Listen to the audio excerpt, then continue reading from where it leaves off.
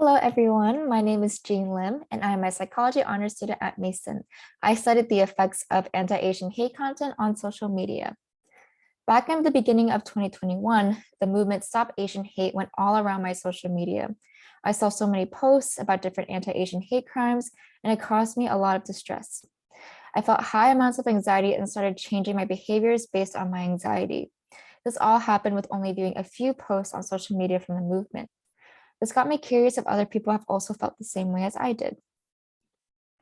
After the White House referred to COVID-19 as the China virus, the Stop AAPI Hate website received over 1,000 reports of hate crimes and hate incidents.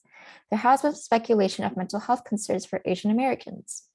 I looked into past literature on Asian American victims of hate crimes, other marginalized groups such as the LGBTQ plus community, and theories that relate with anxiety and empathy.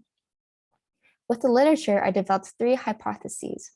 My first hypothesis is that there will be a main effect of hate content viewed, such that as hate content increases, so does avoidant and security behavior changes. My second hypothesis is that anxiety will mediate that relationship between hate content viewed and behavior changes. My last hypothesis states that victim empathy levels will moderate the relationship between anxiety levels, hate content viewed, such that individuals with higher empathy levels will exhibit higher anxiety levels when viewing hate content compared to those with lower empathy levels. So my method into researching these hypotheses involved an online survey through Qualtrics, where I had participants answer a series of questions about their demographic information, victim empathy levels, hate content witnesses, anxiety levels, and behavior changes.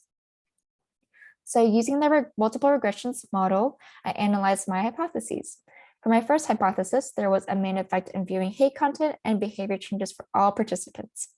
For my second hypothesis, anxiety was a significant predictor for behavior changes, where anxiety predicted variance for the frequency of avoidant and security behavior changes among all the participants.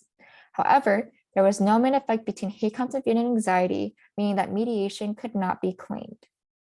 For hypothesis 3, victim empathy was a significant predictor for anxiety, where victim empathy levels predicted higher anxiety levels.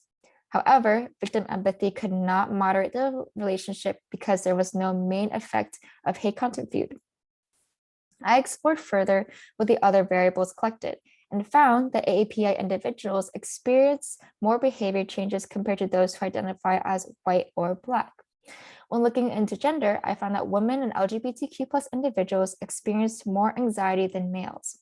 Lastly, those with direct experiences exhibited higher anxiety and behavior changes, while those with just indirect or in-person experiences exhibited higher anxiety without the behavior changes.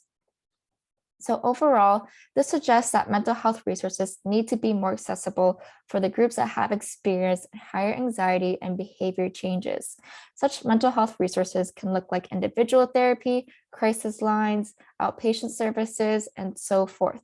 Because a lot of barriers that prevent people from using these resources revolve around stigma and financial concerns, it is also important to address the barriers through education and policy change. Here are my references that I've used for this presentation, and thank you so much for your time, and you are more than welcome to contact me with any questions. Have a great day.